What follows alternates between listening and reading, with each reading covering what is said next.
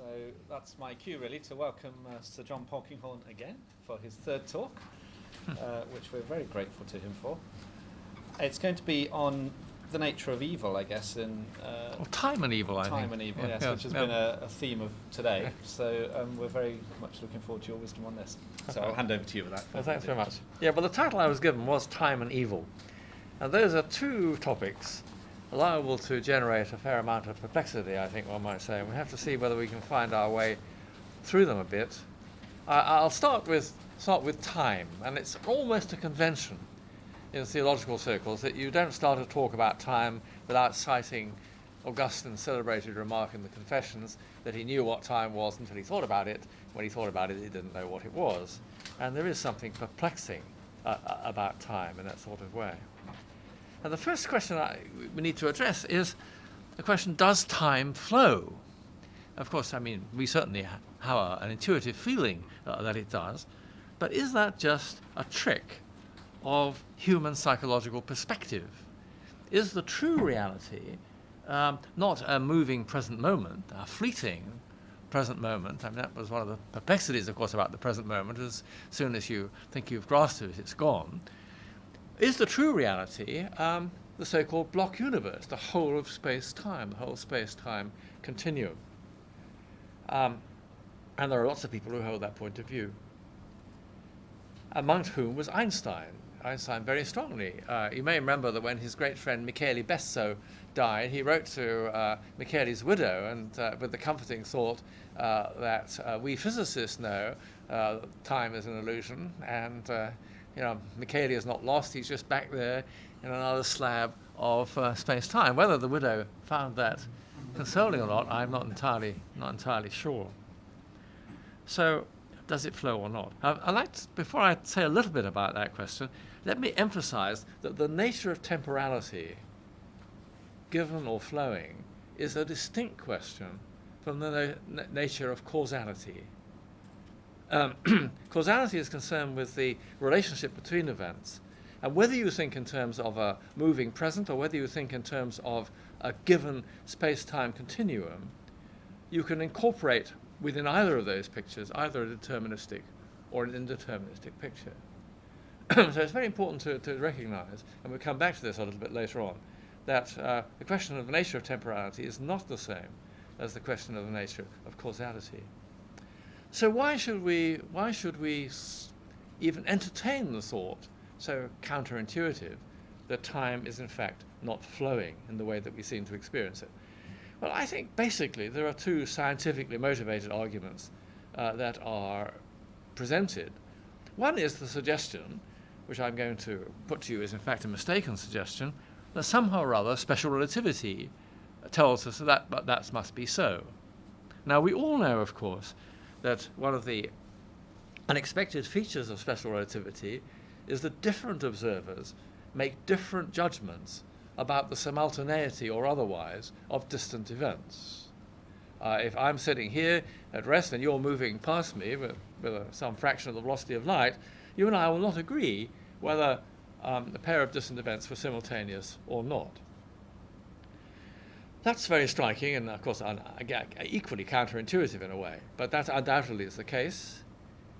But that does not, to my mind, establish the truth of the block universe. The argument, of course, is that if A could be earlier than B in somebody's judgment, later than B in another person's judgment, simultaneous in a third person's judgment, then the difference between past, present, and future must be illusory in that sort of way. But that argument is a sleight of hand, because what we're talking about is how observers judge the simultaneity of distant events, and that is how they organize their accounts of what is already past.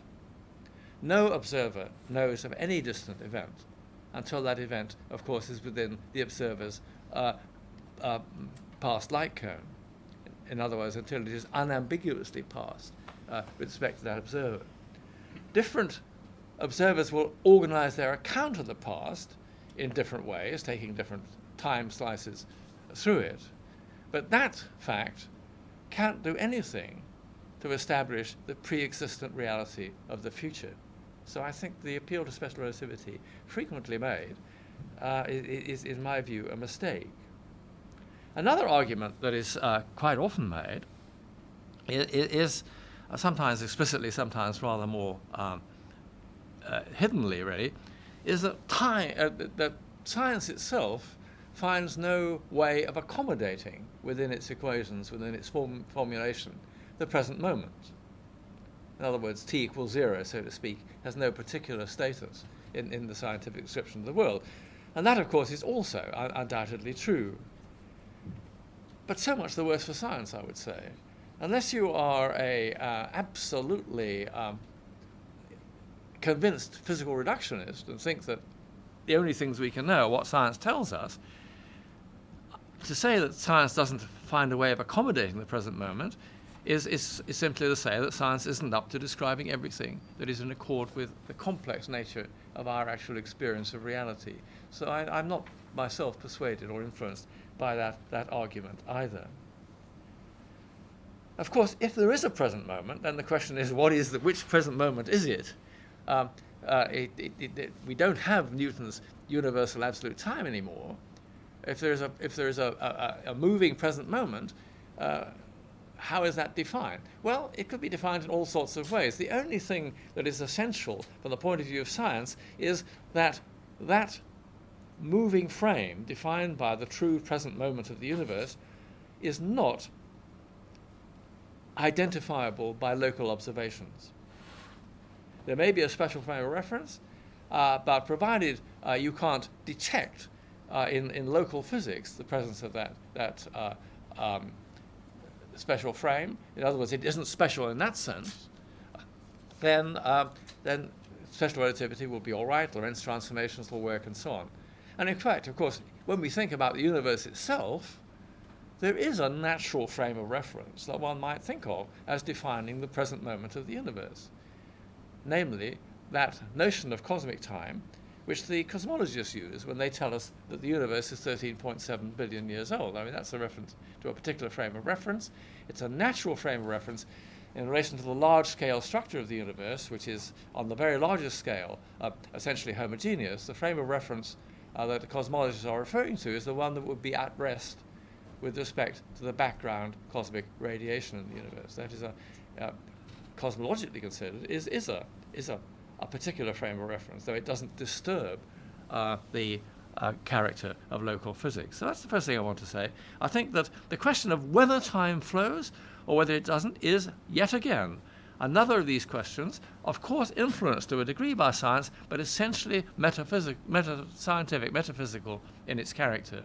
And I think you can believe either in the block universe or in an unfolding universe with a moving present moment according to your meta-scientific, metaphysical tastes. And I have no hesitation of myself signing up for the second possibility. So that's the first thing I want to say about time. The next thing I want to say about time is something a little bit different, and that is when you think about when you think about science in the last 200 years, one of its biggest discoveries has been a discovery of the significance of time, and a discovery of the existence of what we might call deep time. We have come to know that the world has not always looked the same, that it has looked very, very different in the past, that time is more than merely being the index of events, 1066, the Normans come over type of thing, but time also is the indicator of an unfolding process in an evolving world.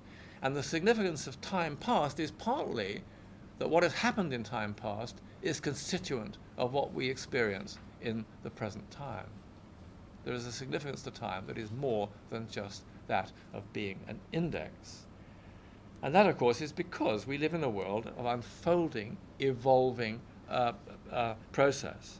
Not just, of course, the evolution of biological life here on Earth, though that's an important part of the story, but the evolving life of the whole universe. The universe started very simple, a ball of energy. After about 1 billion years or so, stars and galaxies began to condense. The universe, which had been pretty uniform, now became grainy and lumpy, and so on and so on. There's an evolving history which applies as much to the cosmos as it does to terrestrial life. And we won't understand the universe today or life today unless we are prepared to examine both of those things in the light of what they have been in the past. So we need to think a little bit about evolution, and I think we can accept the characterization suggested by Jacques Monod that evolutionary process is essentially a sort of tension between two opposing tendencies that in a slogan way we can describe as chance and necessity. Monod, of course, we all know, went on to appeal to his notion of chance to claim that showed that the history of the world was meaningless in its character. I shall criticize that in a minute. But let's think for a minute what we might mean by those two slogan words of chance and necessity, both of them, of course, slippery words. Now, by chance, I don't think we mean the capricious and arbitrary intervention of the goddess Fortuna. We simply mean the contingency of what actually happens. The range of possibilities that might have happened, even in so vast a universe as ours, and over such a long period of time, the range of things that might have possibly happened is so vast that only a small fraction of them have actually been realized in the course of unfolding history. And chance stands for the contingency of events, that this happens rather than that. And that, I think, doesn't mean that it is intrinsically meaningless. It simply has that particular meaning. Necessity, of course, stands for the counterbalancing feature of a process in the world, that of regular necessity. And we thought quite a bit on whenever it was, on Wednesday, that necessity in the world, that lawful regularity, has to take a very specific, very finely tuned form if, in fact, evolutionary process is to be as fruitful as it has been in our universe, and is to be capable of producing, for example, ultimately carbon-based life. That's something that Monod in his book doesn't discuss at all. Though the book is called Chance and Necessity, it is heavily weighted on the side of a discussion of chance. So I think we can see evolutionary process as being simply the shuffling exploration through contingent events of the potentiality which is present in the underlying structure of the world. It is a bringing to birth, in particular ways, of that general potentiality with which the universe has been endowed. And that is by no means a meaningless process. It's a very striking and significant process. I'm sure I don't really need to illustrate these things, but just think about the development of life. New forms of life appear through genetic mutation. And genetic mutation are contingent events. This particular genetic mutation takes place. That turns maybe the stream of life in this particular direction. If a different genetic mutation had taken place, life would have developed in a slightly different way. That's the role of happenstance, of chance, of contingency.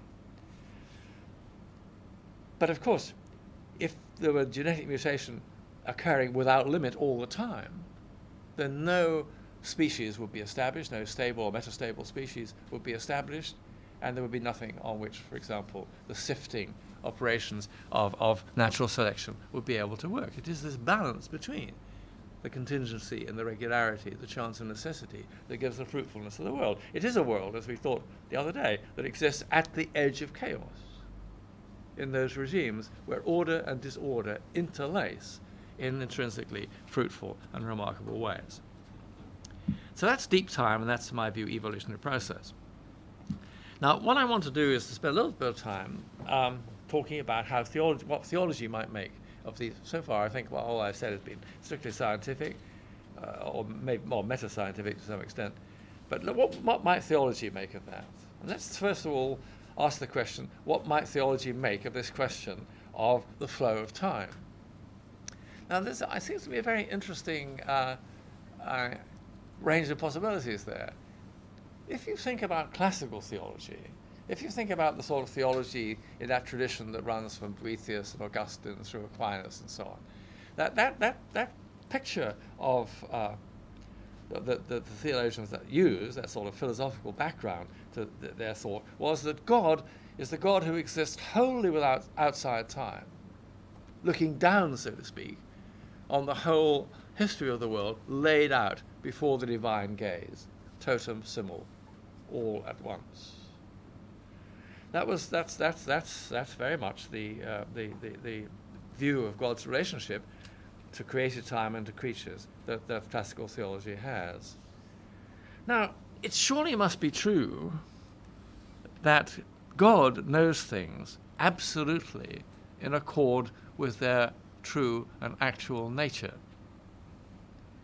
And if God knows the history of creation atemporally in that way, if God knows the history of creation, in fact, as a block universe, then that would be a powerful theological argument for taking the metaphysical position that indeed time does not flow, that the true reality is the whole of space-time, the whole of history, laid out in that sort of way. But I don't think classical theology is right about that. I mean, I think classical theology detached God too much from the processes of creation.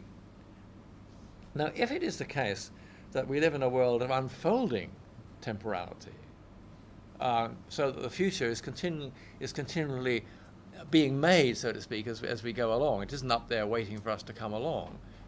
We play our part in entering into it. Then it seems to me that God's relationship to that kind of world, an open universe or an unfolding universe, however you like to describe it, would have a different character from that which classical theology has conventionally attributed to divine knowledge. Because a world of true becoming, which is the world I'm talking about, and which I was arguing for yesterday when I was talking about God interacting with the unfolding history of creation, a world of true becoming, if it is truly to be known, must surely be known in its becomingness. It seems to me that God will not merely know that the events of created history are successive, but if God knows them according to their nature, God will know them in their succession. That's what I believe. I may be mistaken about that. You can put me right about that, but that seems to be a very natural way to think about it. And if that's right, of course, it means that God has a true engagement with temporality, a true engagement with the unfolding history of the world. God knows events in their succession. And that means to say that our picture of God's relationship to time and to creation will have to be totally different from that of classical theology. Of course, there will be an eternal and unchanging aspect of the divine nature. I mean, the God who is everlastingly faithful, everlastingly loving, and so on, is not a God who is being battered around by arbitrary flux of change. But if God truly knows unfolding history according to its nature, then God will also have, it seems to me, a temporal component, a temporal aspect to the divine nature. So God will be both eternal in some aspects, unchanging, steadfast, and so on, but also will be temporal in an unfolding, interactive relationship, the kind of thing we were trying gropingly to think about yesterday, in relation to the unfolding of creation. And of course, actually, that's very much the way God is portrayed in the Bible, for example.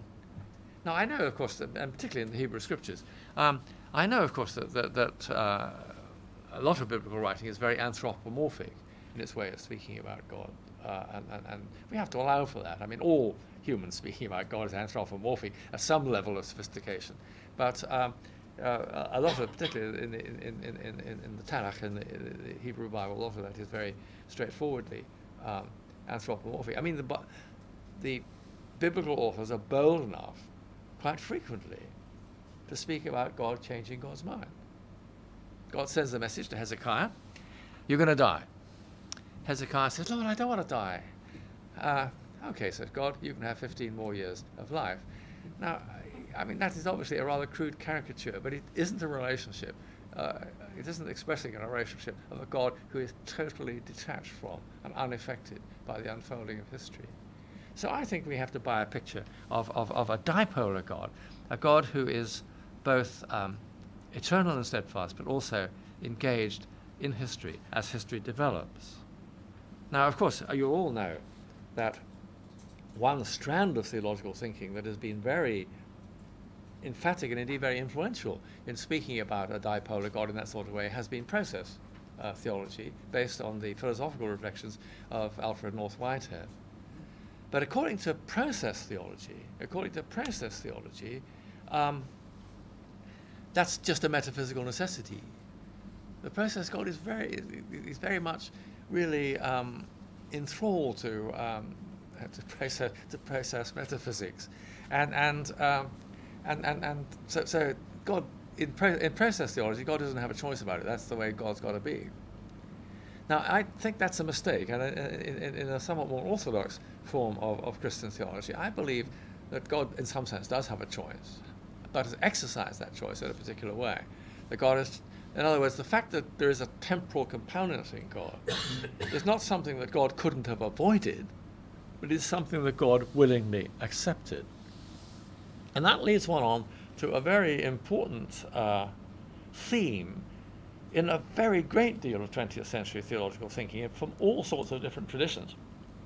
That the act of creation, God's act of bringing into being a genuinely other, is an act of kenotic self-limitation on God's part. God allows the other to be.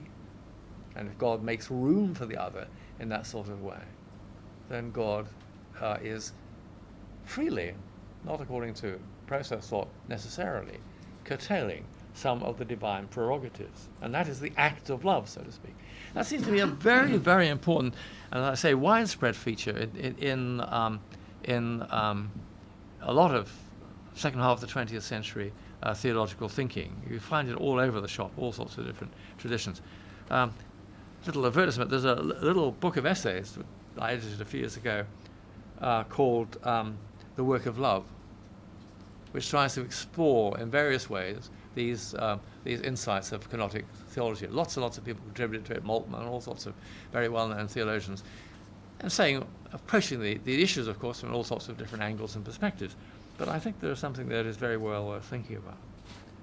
And the divine kenosis involved in creation seems to me to be to have a number of dimensions to it, a number of aspects to it. One is simply the kenosis that results from accepting the true existence of the other. It's not a sort of sleight of hand. We were thinking about that yesterday in a different way when we were saying that we didn't want a picture of God who is just an indifferent spectator. We didn't want a picture of God who is the cosmic tyrant. That's a picture of God that Whitehead, of course, particularly feared and abhorred. The cosmic tyrant who pulls every string and everybody dances to the divine tune alone. We want a God who interacts with creation but doesn't overrule it. And that is a kenosis of divine power. God allows others truly to be themselves, and through evolving process, truly to make themselves. That's the theological way, of course, of reflecting on, say, an evolving creation. Almost as soon as Darwin had published The Origin of Species in 1859, Charles Kingsley and a little bit later on Frederick Temple both coined the phrase that the way to think about an evolving world is it is a creation in which the Creator allows creatures to make themselves, to explore through the shuffling explorations of chance and bring to birth in their own way, in their own time, the fruitful potentialities with which the Creator has endowed the world. So there's been a kenosis of power involved in allowing that to happen. I think there's also, to me it seems likely, that there has also been, and this is more contentious, there has also been a kenosis of knowledge. Again, the picture of classical theology was, of course, that God knew everything in an unproblematic way. If you're above history, looking down on the whole of history, there is nothing in history that you don't know about, whether it took place yesterday, today, or tomorrow. But if you live in a world that is a world of unfolding process, it seems to me that even God does not know the future. And that is not an imperfection in God, because the future is not yet there to be known. That's how it seems to be. It's, of course, very contentious. Lots of people don't agree about that. So God has, Richard Swinburne has written a lot about this, and very helpfully, if I may say so. So I would share this view that God possesses, if you like, a current omniscience, that God knows everything that is knowable now, but not an absolute omniscience, that God knows everything that will ever be knowable. And that's a real kenosis of real self-limitation on the part of God, if that's right. Of course, in all these ways of thinking about God's relationship to time and creation, we have to recognize that God is not in thrall to time and not in thrall to process in the same way that we are. God will not be caught out by the future in the same way that you and I are perpetually caught out by the future. God can see how history is moving, but I think in general terms rather than in specific terms. In other words, let's take the example of prophecy. God can, through Jeremiah, send a message to Judah that they ought to make the best terms they can with the besieging armies of Nebuchadnezzar, that God is not going to deliver them from that threat in the way that God has done in the past. And, of course, that comes about. Now, I think it seems to me that God could see that happening, could see that Pharaoh wasn't going to come up from Egypt and rescue them in the nick of time and that sort of thing. But I don't believe that God saw which particular Babylonian soldier would be the first to put the torch to the temple when eventually that was destroyed. So God sees the shape of history much, much more clearly than any finite human being could ever do. Not caught out by history, is continually responsive to the unfolding of history, but I don't think has a total knowledge of the future. It's a bit like the process of the development of life. Again, it seems to me, I don't for a moment believe that it was decreed from all eternity that Homo sapiens with 5 fingers should be the end point of the process. There are lots of things that are clearly contingent about us. But that self-conscious beings of our complexity should emerge in the course of evolution does seem to me to have been purposed. It's entirely possible for God to bring about willed ends through contingent paths. And the shape of those ends will reflect to some degree the contingency of the paths, but will not to a degree that thwarts God's creative purposes. This is, I think, very helpfully, I think I said this yesterday, it's very helpfully discussed, I think, in a book which is 10 or 12 years old now, I suppose, by David Bartholomew, called The God of Chance, which is very well worth reading if you get hold of a copy. I also think it's possible, and here we really do get into contentious areas, and I know that Erna will not be pleased by saying this, I think it is also possible to believe that the divine loving self-limitation extends also to a kenosis of causal structure. I mean, it was put to me very reasonably yesterday that the picture I had of God inputting information into an unfolding process and all that was making God a cause among causes in the world. And I think it's very hard to talk about divine action unless, of course, you appeal to some rather, I think, mysterious notion like primary and secondary causality. It's very hard to speak about divine action without moving in that direction. I think that is not necessarily a theological mistake. It would, of course, be a theological mistake to say that God cannot be other than a cause among causes. The poor old chap can't do much more than that. But again, it seems to me it's possible to believe a part of this allowing creation to be and to make itself, that God has accepted that causal status as well. That's obviously yet more arguable. So that's the picture. That's the picture, it seems to me. The picture that my friend and colleague Arthur Peacock likes to describe in those musical terms we thought of the other day, of creation as being a sort of unfolding improvised fugue. The fugue is going to be resolved, but the way it's resolved, the way the sub-themes are fed in and so on and developed is part of the process of history itself. I ought just to say one more thing before I move on to something else. I ought to have said in relation to classical theology that, well, classical theology has this picture of God looking down upon the whole of history. Because there is this distinction that we started off by observing between the nature of temporality and the nature of causality, the fact that God sees the whole of history all at once, totum simul, in that sort of way, doesn't mean that there is not free will of creatures at work in history. It seems to me that you only get a contradiction with free will if you speak about divine foreknowledge. I do think it's not coherent to believe beforehand you know what a free being is going to do. I know that Molina didn't think that, but I mean, that's another argument. But of course, the God who is outside time and sees the whole of history at once doesn't foreknow anything. Every moment of history is equally contemporary to God as any other. And so there's not a...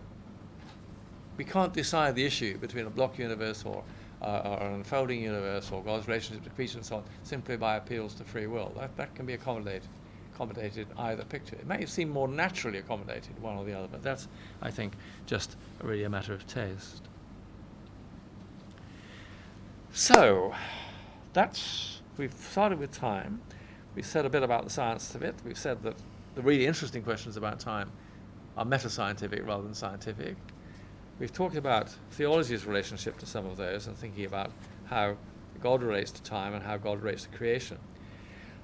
All this, it seems to me, is a necessary setting for beginning that struggle with what is surely the most difficult of all theology's problems, the problems of theodicy. I mean, I gave a rather sort of blithe talk about natural theology on Wednesday about the order of the world, the fruitfulness of the world, and so on. But I did remember to acknowledge, though not to dwell upon at that time, that the story of the world is more ambiguous than that. That we live in a world of great rational beauty and a great fruitfulness, but we also live in a world that seems to be full of not only beauty but terror, not only fruitfulness, but also mortality, transience, and destruction. We thought a tiny bit in the discussion, I think, that biologists, of course, look at those aspects of the world which more clearly bring that into view, inescapably into view, than do the somewhat more austere thoughts of the fundamental physicists.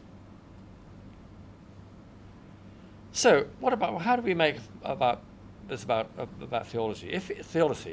If you take the picture of a world of unfolding process in the way I'm describing, not everything that happens in that world will be directly in accordance with God's will.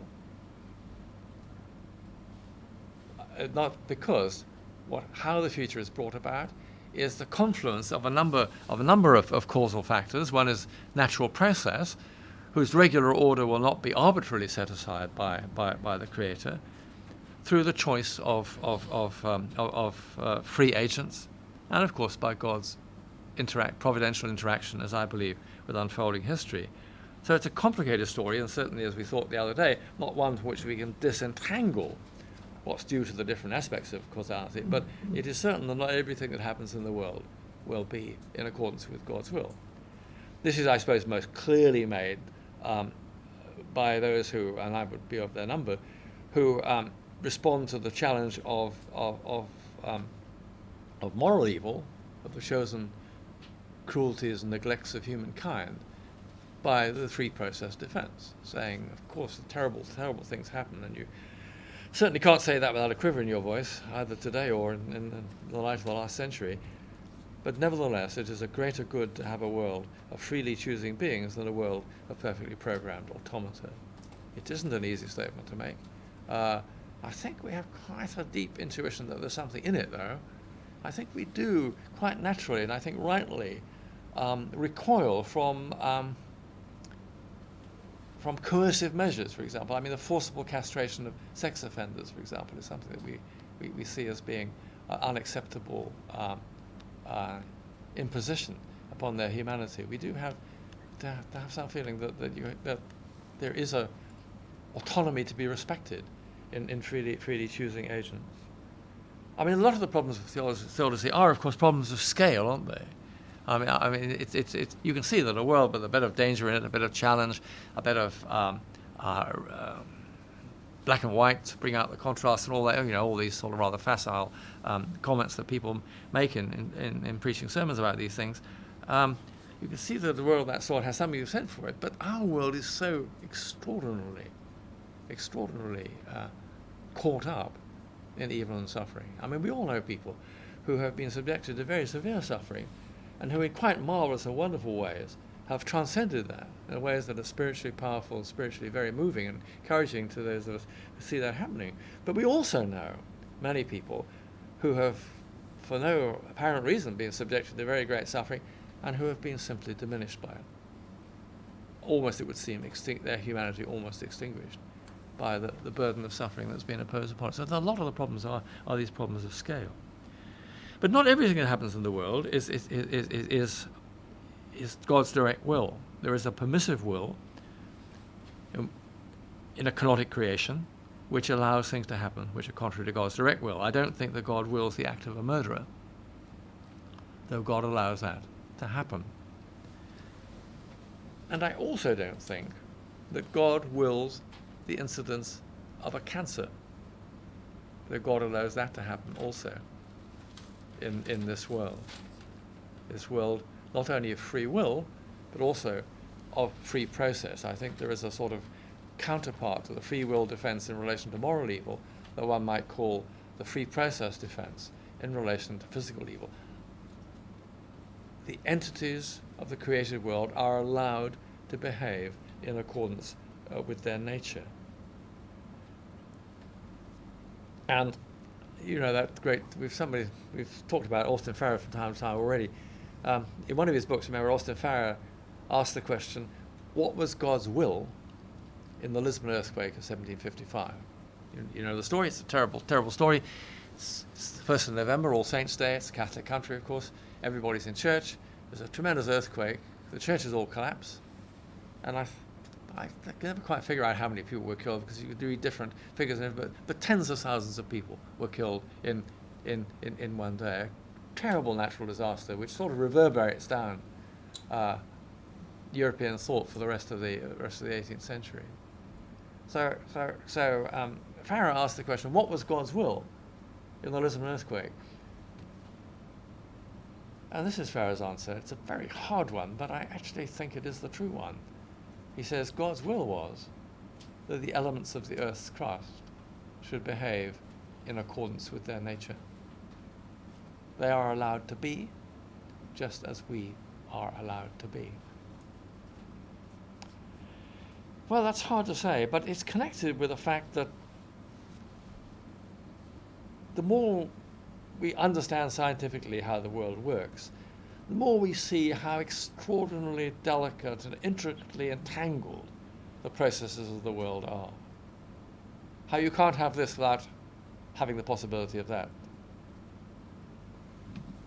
I mean, we thought about genetic mutation just now. Think again about genetic mutation. Genetic mutation has been the engine, of course, that has driven the amazing 3.5 billion years, or whatever it is, history of life here on Earth. But you can't have germ cells mutating and producing new forms of life without having somatic cells being able to mutate and in some cases produce malignancy. So the fact that there is cancer in the world, which is obviously extraordinary, anguishing and anger-making, if you like, aspect of the world, is not gratuitous. It's not something that a God who was a little bit more careful or a little bit less callous could easily have separated out. You can't take the world and pull it apart and over here put all the good things that happen in the world, sunsets, flowers, whatever, and all the bad things that happen in the world, disease and disaster over here, and say we'll keep that lot, but we'll throw away the other. We all tend to think if we'd been in charge of creation, we would have done it better. We would have kept all the good things and got rid of all the nasty things. But the more we understand how it works, we can see that you can't do that. There is a shadow side to the fruitfulness of process. That's true right throughout the evolutionary process. It's a great good that creatures should make themselves. But if they do, through the shuffling explorations of happenstance, then there will be ragged edges and blind alleys, as well as very great fruitfulness. It's very, very, very different. I mean, go back to the Lisbon earthquake. Earthquakes occur, or the tsunami of a year or so ago. These things happen because, of course, there are tectonic plates, and occasionally the tectonic plates slip. When they slip, you've got an earthquake, and if it's under the sea, you get a tsunami as a result of that. So why not have a world with a perfectly rigid surface? Why have tectonic plates? Well, in the long scale history of the fruitful development of life on Earth, you need tectonic plates, because at the open joins between the plates, mineral material from the interior of the Earth wells up and replenishes the surface of the Earth. these things just keep on coiling around upon each other. You can't keep the good and throw away the bad. And I do think that's an important insight from science. I don't suggest for a minute that it removes all the complexity, all the anguish, all the anger that we feel about the problems of evil and suffering in the world. But I do think it is mildly helpful. There are no few brisk sentences that one can say that dispels all our difficulties in this area. That they're very deep. I've almost finished what I wanted to say, which is a bit quicker than I'd expected. But I would like to just make one. What I've said so far has been fairly general, and I think would have a fair degree of support from lots of from a variety of theistic traditions, the Abrahamic faiths generally, I think particularly. But there is a particular Christian insight in relation to suffering that I think I have to mention, and which is because it is very, very important to me in my own religious belief, and indeed in the possibility of that religious belief, because the Christian picture of God's relationship to creation is not simply that of a creator who looks down with the utmost compassion on the suffering of creation, but from the invulnerability of the divine residence in heaven. But the Christian belief is that God took human life in Jesus Christ and suffered human death and suffering in Jesus Christ. That in the lonely, deserted figure hanging there on the gibbet and crying out, my God, why have you forsaken me?" And this is the paradox, deep paradox. That's God experiencing human life and human suffering from the inside, not just from the outside. You know, Whitehead spoke movingly about a picture of God as the fellow sufferer who understands. He had in mind then the God of process theology, who has a deeply sympathetic and empathetic relationship to the struggles and unfolding creation of the world. But it seems to me that that is earthed and focused in a unique and, to me, extremely powerful and moving way in the Christian belief in the incarnation. And that seems to me to begin to meet the problems of evil and suffering at the deepest level that's possible, and the deepest level that it is necessary in order to try and properly meet with those problems. So I think, I'm sorry to have finished a little bit early, but I think I will stop there, because I think I've run. I mean, I don't have the wisdom to say much more, but it would be interesting and helpful, I'm sure, if we can have some sort of discussion.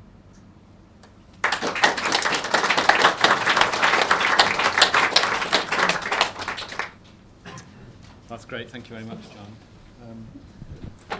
As usual, lots of opportunity for questions. Should we pass the microphone over there and start? John, thank you very much indeed. Time. I read a couple of years, 3 or 4 years ago, now the comment that all that we know about the past is coded in the future, is coded in the present. It's either coded in our memories in electrochemical form, or whether you read it in books, whether we see it in fossils in the ground, we are perceiving it at the current moment and at present time. Therefore, the past has gone. And this book, I must confess, a simpleton like myself has always agreed that the future hasn't happened yet, so you know that doesn't exist either. So in fact, all is the present, and that raises the thought that the concept of time and the utility of time is a human construct rather than part of the genuine fabric of reality. Well, would you comment on that? Yes, I'll try to. I'll try to, certainly. Well, there is a sense, of course, if the past is constitutive of the present, which is what I was arguing and saying that it's not just an index, then there is a deposit of the past in the present, in the shape of the present. I don't think for a minute that it's reasonable to argue that it's a total deposit of the past. I mean, there are clearly lots of things about the past which are inaccessible to us and will remain so. If there was a lost city of El Dorado in the Amazonian jungle and it's all decayed away, we shall never ever know about that. That is just lost and gone forever. I mean, I think we have to take the transience of the world seriously, but of course there is a the present doesn't exist in isolation from the past, and of course it exists also in anticipation in various ways of the future. But I don't think I would. It seems to me the more you see the shaping influence of the past in the present, it seems to me the more seriously you take the existence of the past. I mean, if it has that power, and it seems to me it would be extraordinarily sort of self-centered to think that what matters about the past is having made me now. I know you're not saying that, but I mean, you see the danger that will be lurking along that line. So I'm hesitant. But perhaps some other people can help me out about that. I mean, What about the thought that time itself is a human construct? Well, I mean, necessary for our organisation within our own. well, lives. who is it saying? Some great philosopher said time is what stops everything happening at once, isn't it? I mean, it's a pretty useful thing, really. Well, I mean, I do think that we are intrinsically temporal beings, and I do think that's a very important aspect of us. It's part of the aspect of our being psychosomatic beings, it seems to me. And for instance, I think that means that our eschatological destiny beyond death is not going to be a timeless moment of illumination, because I don't think people like us are capable of that. It will be some unfolding salvific process. I believe in purgatory, I might say, as part of that hopeful part of that process. Sorry, I'm getting rather carried away. I can't what I was saying. So I don't think. I mean, the question was a lot of the past, obviously, that we should. No human has had direct contact with. We're just the consequence of it. No, you're not going to persuade me that. But I mean, I resist being persuaded of the reality of the future, but I am not going to give up believing in the reality of the past. I think. Anyway, not about other people. There must be lots of other opinions about this. Yeah. Thank you. Professor Polkinghorne, thank you for your talk. I very much agreed with the beginning part about the nature of time. I'd like to have your comments, if I may please, about a passage from the Gospel of Luke. I don't have it with me, but I know roughly how it goes. One that must have been much discussed in the mid-18th century. There are those who come to Jesus and talk about the people on whom the Tower of Siloam fell. Right. And also the people, those who were killed by Pilate while Right. they were making their sacrifices, come Right. up. Jesus doesn't seem to give what would strike most of us as a very pastoral answer. He says, they weren't unusually bad people, but if you don't repent, you'll die like they do, or you'll likewise perish, or some such. Yes. Could you comment, please, on what Jesus was up to and what relevance that might or might not have? Well, I agree that's a difficult passage. It does seem extraordinarily brusque. You have to try and suss out the context in which he said that, and I can't entirely remember the context on the spur of the moment. But I think we would want to say, wouldn't we, that the 50,000 or whatever it was people who died in the Lisbon earthquake weren't notorious sinners compared to all the other people in Europe who survived that. So, I mean, it seems to me that Jesus, very strikingly in a way, is acknowledging there that there is a sort of arbitrariness in the process of this world. And if it seems, I mean, one of the last cards to play, it seems to me, in talking about theodicy, is the card of a life beyond death. But it seems to me there's because it's very easy to play a pie in the sky card and say, don't worry, it's pretty bad now, but it's going to be lovely later on, so just stick it out and so on. That seems to me far too facile and unacceptable. But not to do that, not to recognise that this is not the whole story, is also, I think, to make a bad mistake. I mean, you think about Ivan Karamazov and that terrible story he tells about the little boy who injured the hunting hound of some Russian general, and the general has the boy torn in pieces by dogs. And Ivan says, if that's the cost of entry into the kingdom of heaven, I don't want to go. I return my ticket. Well, I see exactly what he's saying there. But of course, if that boy has and that boy's death is not excused away by saying that he's going to live again in a different life. But if he doesn't live again in a different life, his death is yet more tragic. And moreover, I think we have a deep feeling that that callous general, who is unlikely to answer for his terrible deed in this life, is going to have to answer somewhere or other for that. So you do need to, as I say, without being just facile and shoving everything out of the way, I mean, I do think you have to take that into account. Those sort. This. You see, I think that let's pursue this a little bit. See, eschatological hope, certainly Christian eschatological hope, and I expect other religious traditions too, set before you the prospect of a transformed world to come, where, for example, in the words of Revelation, there is neither death nor mourning nor crying nor pain anymore, for the former things have passed away. A new creation of unambiguous goodness in a way that this creation is certainly not. And the natural question to ask, if you've thought about that, is, okay, if God can do that, why didn't God go ahead and do it straight away? I mean, if the new creation is going to be wonderful, why bother with the old? I mean, it's a very serious question. And I think the answer lies in the fact that God's purposes, as I understand them, or venture to understand them, are intrinsically two-step. God brings into being, first of all, this creation, which exists at some distance from veiled divine reality. If creatures are truly to be themselves, to make themselves, truly to choose for themselves how to respond to God's love and mercy, then they can't be, finite creatures, can't be overwhelmed from the start with the infinite divine presence. And this is a world in which creatures are making themselves, and part of the ambiguity and part of the suffering of this world is connected with that. Again, I'm not suggesting this somehow trivializes the problem, but it seems to be there.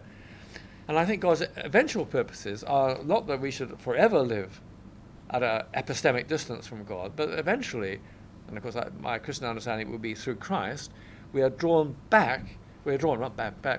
into a closer relationship with the progressively unveiled divine reality. And that's the sacramental life of the new creation. In other words, you could say this world is a world that contains sacraments. There are particular moments, particular occasions that are more transparent to the divine presence than others. And all religious traditions have those moments. There are those sort of moments. But the world to come will be totally sacramental. It will be suffused with the divine life and energies.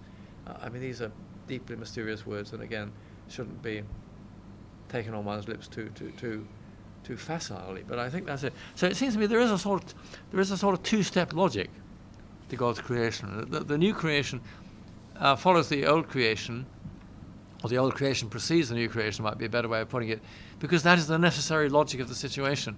If there is to be both a true gift, a true kenotic gift of independence to creatures, but also a true redemption of creatures as they are freely drawn into the life of God. So I think that's another Thank dimension. you. Ernan's going to. Yeah.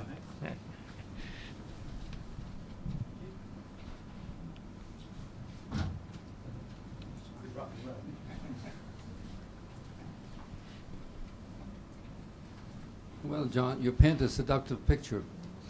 You're not seduced. It's seductive and very attractive in many ways, but I'm just uneasy with it right from the beginning, as you well know.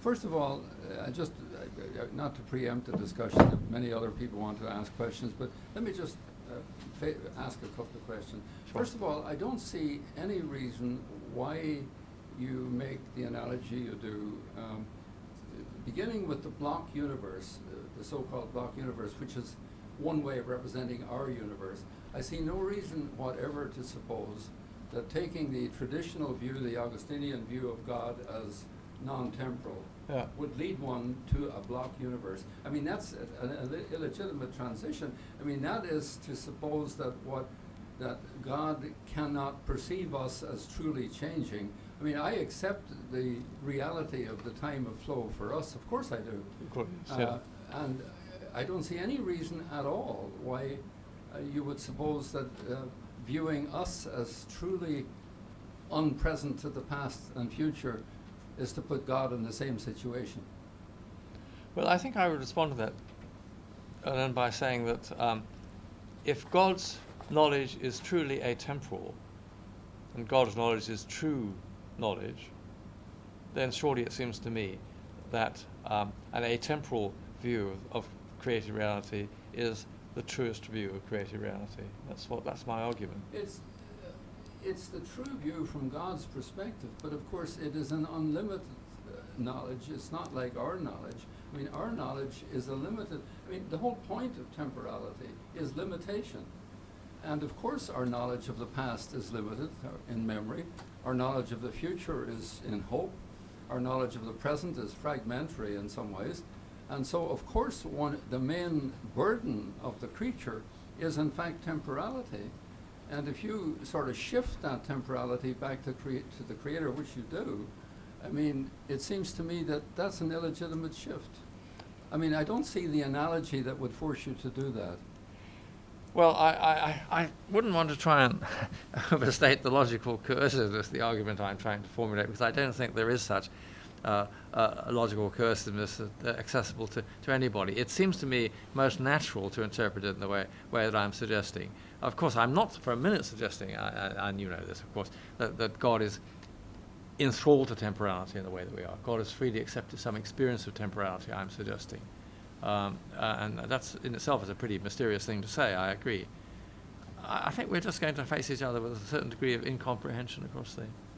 But you see, I mean, to go to the larger perspective, what you have done is to take the analogy of the incarnation and to extend it to the universe as a whole. Instead of God in the person of Christ taking on the person of a Galilean of long ago, God has taken on the nature of the universe, the temporality of the universe. I'm not quite as naively pantheistic as that, I don't think. No, I'm not. What I'm trying to talk about, probably not very coherently or well worked out, what I'm trying to talk about is God's knowledge of the world. God's being. No, I mean, that's the bipolarity, surely. It's not a bipolarity of knowledge only. Well, you see, I think that now we're going to get entangled with what is one of the things I find most difficult in elementary attempts to, my elementary attempts to understand Thomistic thought is some notion of divine simplicity, because you're wanting to divine knowledge, divine being, but they're all sort of an undifferentiable package deal. I've somehow sense, and I find that difficult too. I've never understood divine simplicity in that sense, and I know that I'm not entirely in bad company in that respect, because I know there are philosophical theologians. You're in a small company. Well,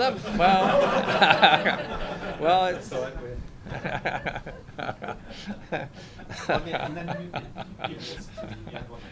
One of the things I must say I do struggle with the timeless view is, I think John, even on the timeless view, thinks that God knows what I'm going to have for breakfast tomorrow, and yet to me, you see, that is an open question. No, I don't believe God knows what you're going to have for breakfast. You don't? No, I think he has a pretty good idea. But he knows. But he knows you're going to have breakfast. Is that the generic? No. I think on the interpretation of the timeless view, that might even be the case. You see, I mean, it seems that he would know on the timeless view what I'm going to have for breakfast, and yet that to me is an open question. I haven't even thought about it yet, and there are various choices I might make when it comes to the time. And of course, that's a much more serious question. But you see, Rodney, if tomorrow breakfast time and here this afternoon are equally contemporaneous to God, then God can know what you're going to do tomorrow, but without that contradicting your free choice. I mean, if you make a free choice now to throw down the microphone and stamp out in the distrust of the discussion, then. I mean, I know that. I know that happening, but my knowing it happening doesn't stop it having been your free action. But if God knows everything contemporaneously, everything at once in that sense, then all free actions are compatible with divine knowledge. It seems to me. I do think sufficiently Struggle with my still having traditional free will thing. in those Is that wrong? That circumstances. wrong too, Ern? Is it? There we are. We I better. think the first person is.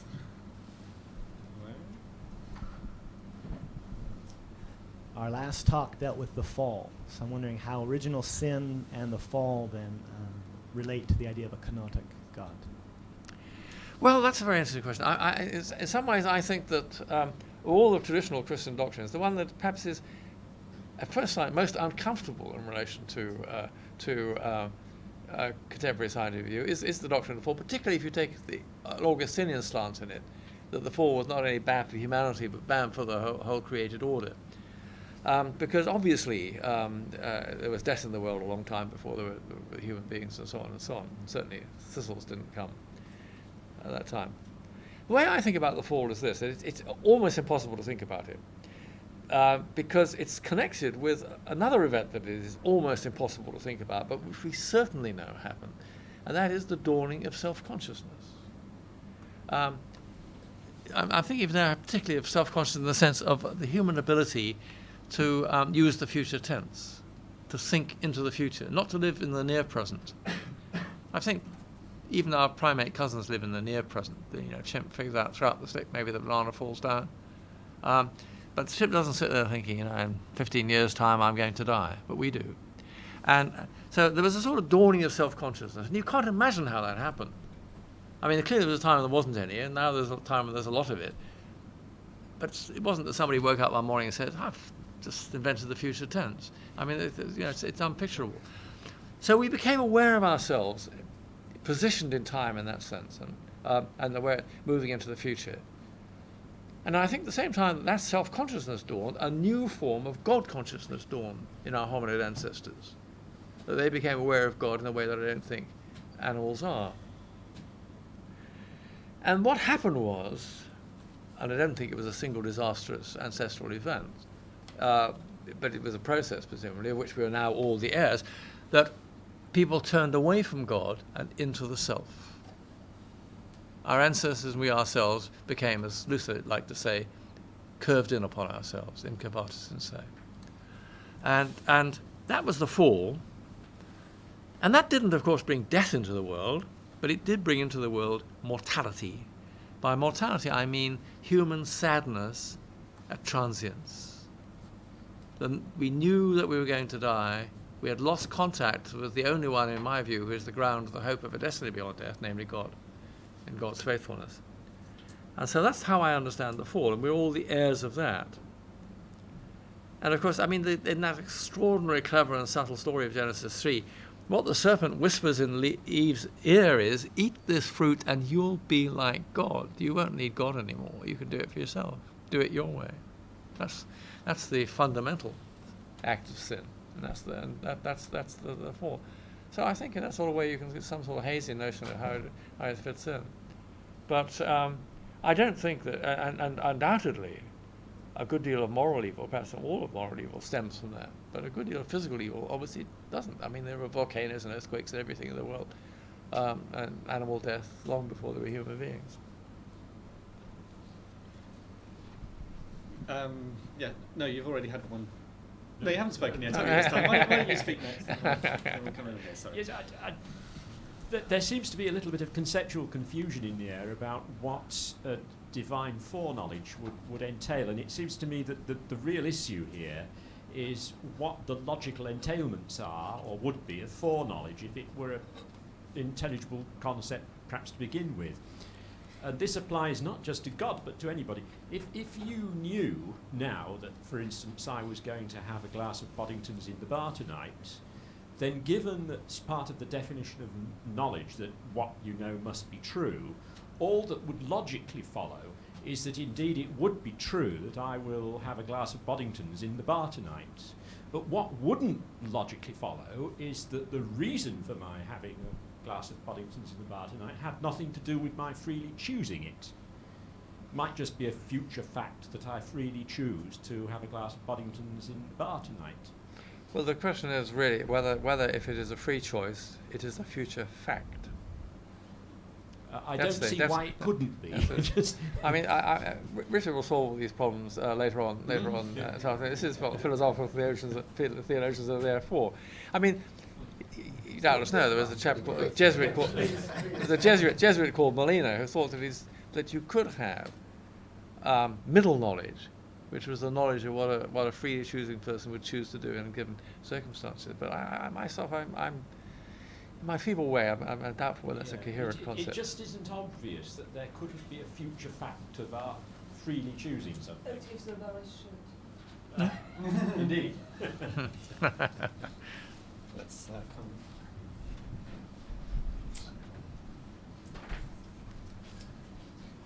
Well, thank you. I just would like to ask a point to just clarify my mind. I couldn't get it.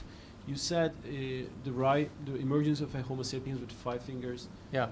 So are you arguing that God foreknew that, or no? I'm saying the whole evolution process. Or no, I'm saying that if the picture of the history of creation is a sort of unfolding improvisation, then there will be contingent things that happen in that process. And I'm suggesting that there are quite a lot of things about us that are contingent, like our having 5 fingers. Perhaps not our having a thumb opposable to the fingers, but that sort of thing. And so the analogy I'm arguing against is the idea that the history of creation is the performance of a fixed score that God wrote in eternity and then allowed the creaturely orchestra to play in that sort of way. It is an unfolding improvisation, in my view. So as I say, I think God shapes the future. I mean, another image that people quite often appeal to, and it has its defects like all these things, and I think it's due originally to William James, is the picture of the cosmic game of chess. God is the Grand Master, and creatures are the club players. Now, the Grand Master is going to win the game, but the creatures are, of course, allowed to make whatever moves they want to do. And the Grand Master will win the game, not because it's been scripted beforehand, but because the Grand Master understands the game in a way that none of the club players do. It has defects, I think, but it's another illustration that you can believe that there are purposed ends achieved through contingent processes and perhaps with contingent details about the way in which they're achieved. I mean, checkmate comes not through this particular pawn, but through some suitable piece. Metaphor, John. Sorry? That's the deist metaphor, the Grand Master. Remember that. It's the what? It's not even semi-deist. It's Well, straightforward. No, I don't think That's an insult. I don't. Well, it is an insult. Yes, I'll see you outside. I don't think that's true, because the Grand Master is actually making moves. The deist God is the God who is just watching from the sidelines. I forget what the word is for these people who watch chess games on the sidelines and comment on them. But in Salzburg they do that. It's yeah? a massive one in the square. Yes. Well, so it seems to me that the deist God is just a spectator of the game. But give me the fact that God's allowed to be a player. But I don't think it's a very good. I don't think it's a very good image. We might come back to this on the panel this evening. I think your hand was up first. First, I'd just like to think a little bit more about the implications of God not having any foreknowledge. Yep. First of all, from a scriptural point of view, when God interacts with people, whether he approaches Adam in the garden or he comes to Isaiah in the temple, right, or any other example, he comes to that person from an instant which is immediately in the future. In other words, that future exists, and it's from that future that God comes. So that's the first thing. And the second thing would be in terms of personal relationship to God. If it's true that God, as a rational being with certain characteristics, has certain characteristics, then and he is allowed to develop those characteristics, then if I am in a relationship with him and approximating more to his presence, his influence on my life will be progressively greater. In other words, the bias, if you like, of his foreknowledge and acts in my life will be greater than they would be otherwise. So that in relation to a reality which does not contain God in that personal sense. You could talk about sin in the same way, but sin is really the relationship of me, what I'm doing to my life. Okay, let's try and start again. Sin is basically a relationship of me to a reality not willed by God. So that God has, and that in confessing my sin, I'm actually admitting to reality I haven't embraced. In all cases of moral action, God's foreknowledge already exists, and it's because I failed to enter into that His point of view that I'm guilty or sinful or whatever. Well, I don't quite see that. I mean, I feel sure that God has purposes for our lives, and God is ceaselessly at work, seeking to draw us and to empower us to fulfill those purposes. And that's again, is this collaborative aspect of unfolding history. But I don't think that I think that I don't think that God's grace is irresistible in that sense, and I think that we do have decisions to make. We face up to them in that sort of way. Similarly, I mean, God does speak very conditionally very often in the Old Testament, for example. I mean, when God commissions Ezekiel to go and be the watchman to the nation, God says, if they do this, then that. If the other, then the other. I mean, it doesn't sound like a God who sees what's going to happen. And as I said, people, I mean, Ahab is this terrible judicial murder of Naboth, and God says, well, you're really in trouble now.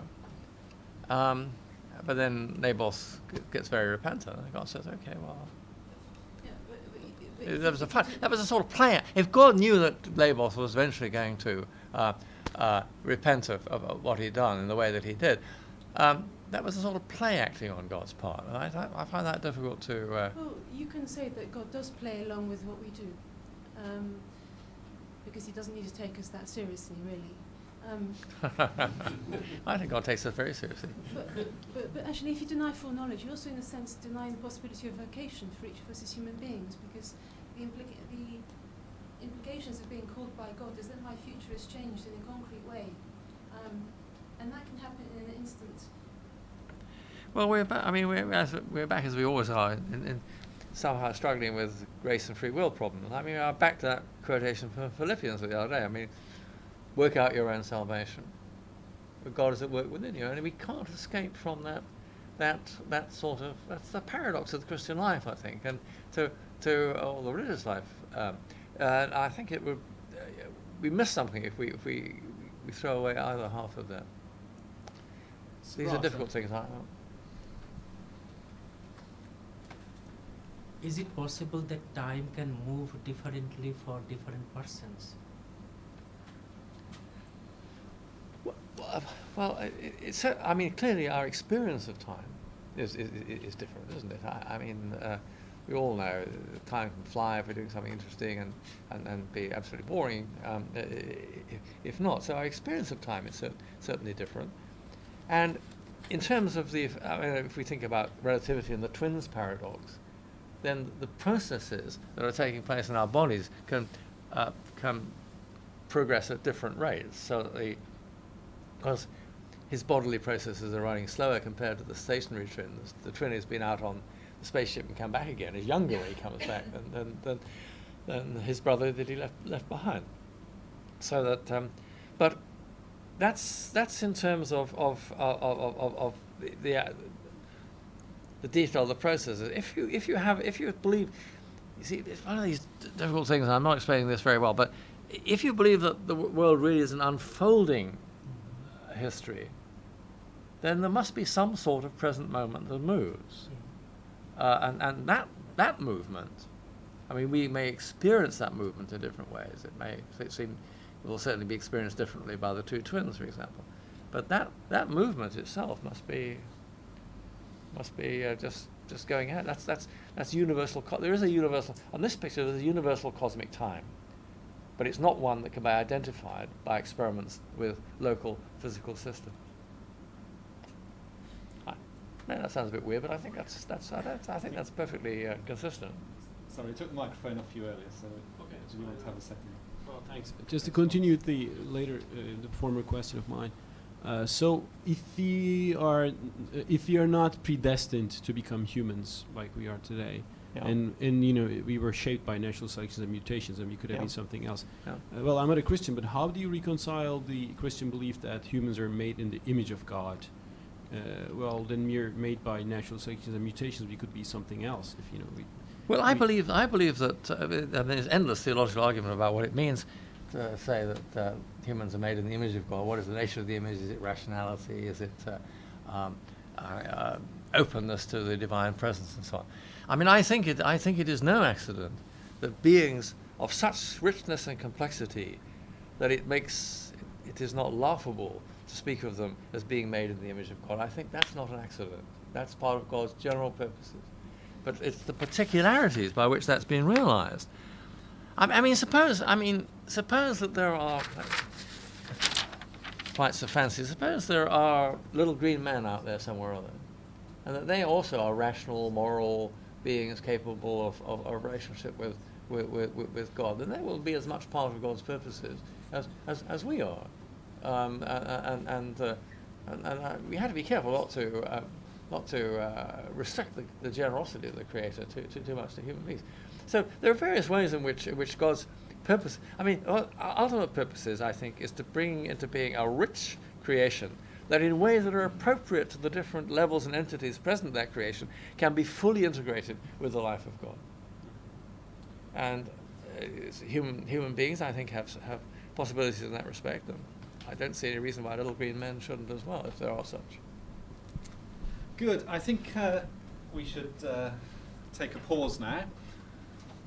We'll have tea, and we'll start again at 10 minutes to 4 at 3:50, which will give us time for 10 minutes break before the question time, which will be a good thing too. So why don't we thank Sir John again very much.